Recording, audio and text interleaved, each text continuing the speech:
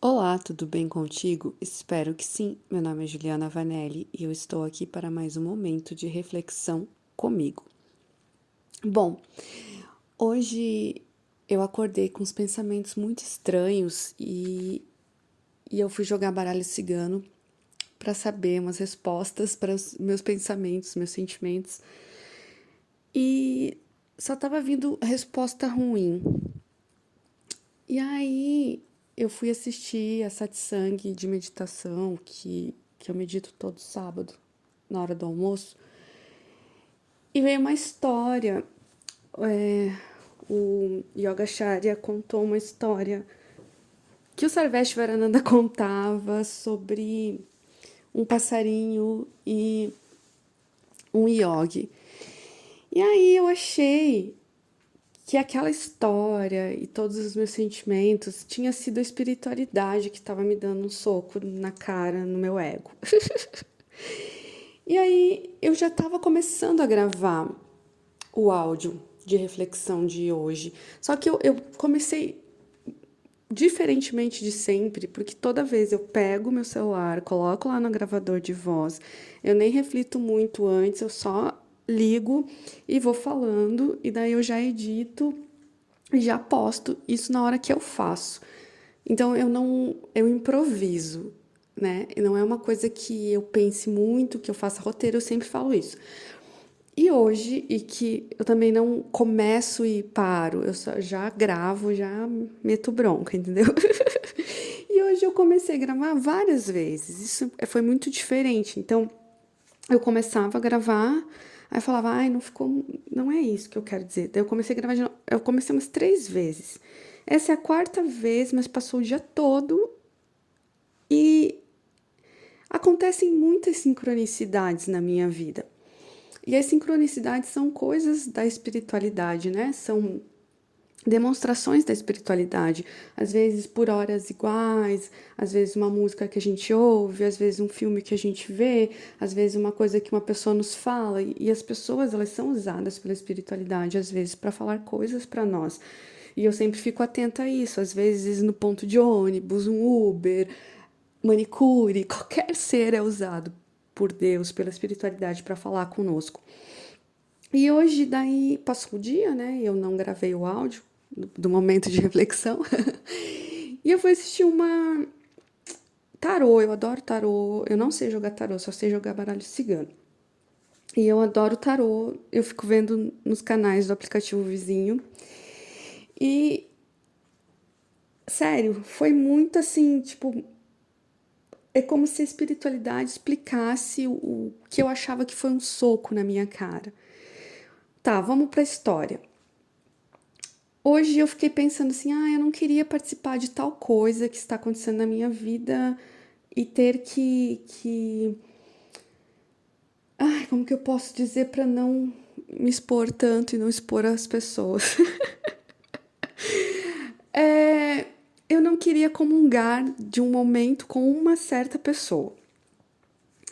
E aí eu não me julguei tanto de início, eu julguei mais a pessoa. Porque essa pessoa, sei lá, não é uma pessoa que eu gostaria de fazer essa troca. E aí eu pensei, nossa, eu tô julgando a pessoa. Aí eu meditei, fiz a Kriya Yoga. Aí no fim da Kriya Yoga eu pensei, e depois da história que foi contada do passarinho e do monge, que é assim, tinha um cara, um monge, um yogi, que ficava meditando um monte, e ele... Eu vou resumir super, senão meu áudio vai ficar muito grande, né? E daí depois não dá pra postar. E um passarinho totalmente que só se dava mal. O passarinho não conseguia voar, ele caía, daí ele ia levantar, daí ele se espanava, e ia pra terra no olho dele, ele era todo desgraçado. Sério, só coisas ruins, só desgraças aconteciam na vida do passarinho. Aí um dia o passarinho chegou para esse yogi e pediu para ele perguntar para Deus quantas vidas ele tinha ainda para se iluminar. Eu vou contar super rápido mesmo. Aí o Yogi foi lá, perguntou para Deus: quantas vidas esse passarinho tem para se iluminar? Aí Deus disse: 1 milhão de vidas. Aí o Yogi chegou e falou pro passarinho: 1 milhão de vidas. Aí o passarinho ficou super feliz. Meu Deus, agora eu já sei quantas vidas eu tenho pra me iluminar. E ficou, tipo, super feliz. 1 milhão, pelo menos. Só 1 milhão, entendeu? E aí o Yogi perguntou pra Deus, e eu? Só que o Yogi tava pensando assim, ai, eu deixei de comer um monte de coisa, eu deixei de me envolver com um monte de mulher, de fazer sexo, de... Ai, não sei se pode falar essa palavra. De beber, de sei lá o quê, de comer certas comidas. Ah, eu já tô, tipo, meio que prestes a me iluminar. Deve ser minha última vida aqui, né? E aí Deus falou que, pela postura do passarinho, ele tinha se libertado já nessa vida, se liberado. E pela postura do Yogi, agora o Yogi teria mais 1 milhão de vidas para viver aqui. E aí o Yogi ficou com muita raiva. Porque ele disse, nossa, eu deixei de fazer tudo isso para me iluminar. Eu perdi 30 anos da minha vida. Então, aí eu pensei, gente... Aí eu comecei a me julgar. No sentido que eu não queria compartilhar um momento com uma pessoa porque eu estava julgando a pessoa. Aí eu pensei, gente, foi um soco na minha cara. Mas ao mesmo tempo, aí passou o dia e eu percebi que não tinha sido a espiritualidade, que era só tipo eu me julgando. Mas ao mesmo tempo, eu tive uma percepção imensa de que eu estava cumprindo a minha função aqui. Eu vou contar uma coisa muito particular. Teve uma vez que eu queria muito saber o que eu vim fazer aqui. Ai, coisa de louco, mas é o que eu faço. E aí, eu jejuei durante umas 24 horas ou mais. E eu fiquei em silêncio durante esse tempo de jejum, em silêncio, perguntando para os seres de luz o que eu tinha vindo fazer aqui. E aí, quando terminou esse momento, porque para mim é muito difícil ficar em silêncio, mesmo eu estando sozinha, eu falo demais, eu penso demais, mesmo meditando. E aí, no final do dia, eu quis inalar rapé xamânico, e eu escutei, eu vi, senti, que foi me dito que eu vinha propagar o amor. Eu falei, tá, como faz isso? Porque é super difícil. E hoje, quando eu olhei para essa pessoa com uma outra visão, e eu achando que era a espiritualidade que estava me mostrando isso, na verdade era simplesmente eu olhando com amor para a pessoa.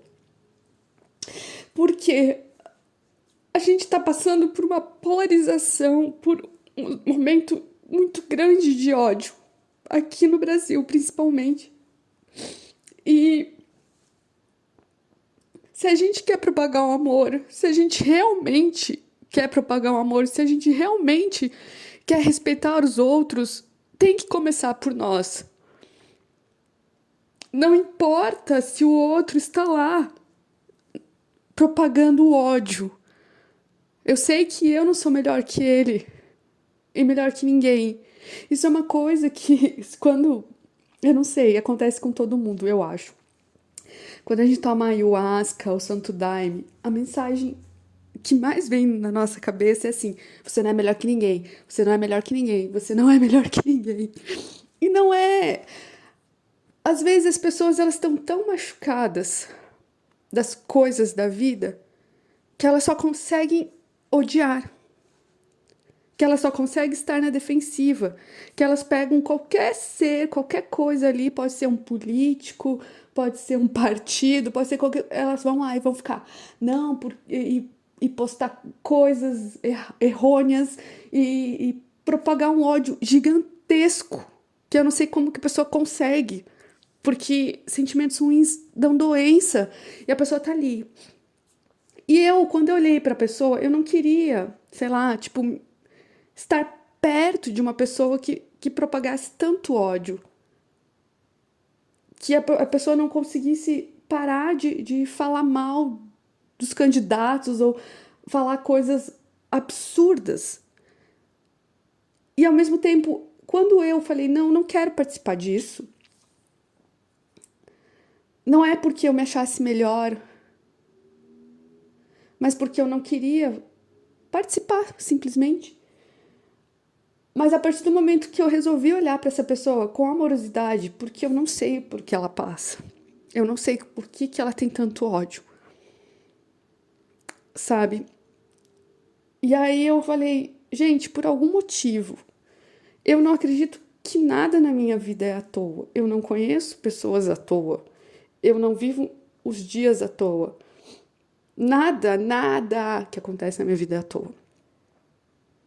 Por algum motivo, eu estou perto deste ser, desta pessoa. E é muito fácil a gente pensar que é tudo karma negativo, que a gente tem que resolver. Às vezes é só estar perto. Isso muda a vida de muita gente. A pessoa se sentir acolhida. Esse é um trabalho que eu faço. Eu tento o tempo todo acolher as pessoas. Porque eu acho muito ruim quando as pessoas não se sentem acolhidas. Eu acho péssimo, na verdade. Então, eu não sei, eu não consegui ser muito clara, porque eu não posso citar nomes, eu não posso citar situações, eu não posso. Mas, para mim, foi muito nítido assim.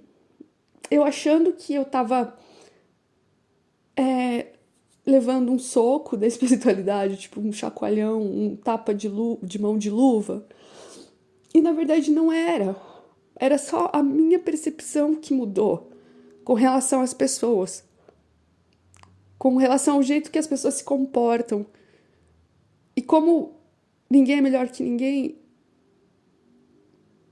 e apesar de no Brasil, neste momento, muita gente achar que é o dono da verdade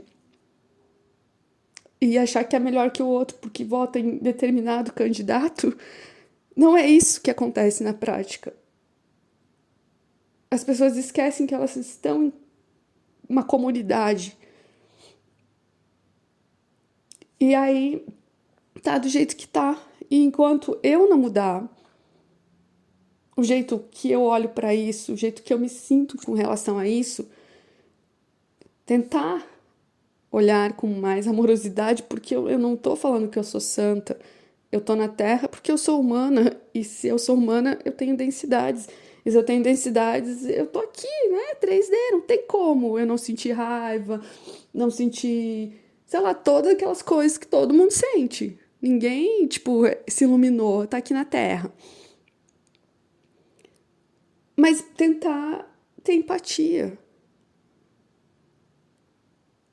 Tem um documentário que é Dilema das Redes, que, tipo, ajuda muito a gente compreender tudo que tá acontecendo. Mas sim, claro, existem pessoas más. Existem pessoas que nunca conheceram amor. Elas nunca foram amadas, elas nunca se amaram. Elas não sabem o que é esse sentimento. Eu mesma, eu aprendi, e eu me senti amada, tipo, por Deus, pelos seres de luz, por mim, depois de muito tempo. Eu fazia o teste do Theta Healing, que a gente faz o teste no dedo, perguntando as crenças limitantes, e eu perguntava assim, eu me amo? E dava sempre que não. Eu não fiz mais o teste para saber, mas é uma coisa que a gente veio aprender e é muito difícil. E se a gente não se ama, a gente não ama o outro. Não ama bicho, não ama nada. Porque não é uma coisa que a gente reconhece, não tá dentro de nós. Agora, quando a gente se ama e o amor é tão grande que ele transborda de dentro de nós, a gente consegue amar o outro. E amor é o jeito que a pessoa é. Quando a gente se aceita e se ama do jeito que a gente consegue aceitar e amar as pessoas do jeito que elas são. A primeira vez que eu senti amor divino foi me auto-aplicando Reiki, que foi a primeira terapia holística que eu fiz. Depois foi tendo samadhi na meditação. E era uma sensação que eu queria que todo mundo sentisse. Provavelmente as pessoas sentem, mas era assim, tipo, é muito bom. Depois parece viciante quando a gente sente o amor de Deus, de verdade. é só pela prática. Mas é isso, gente. Beijo.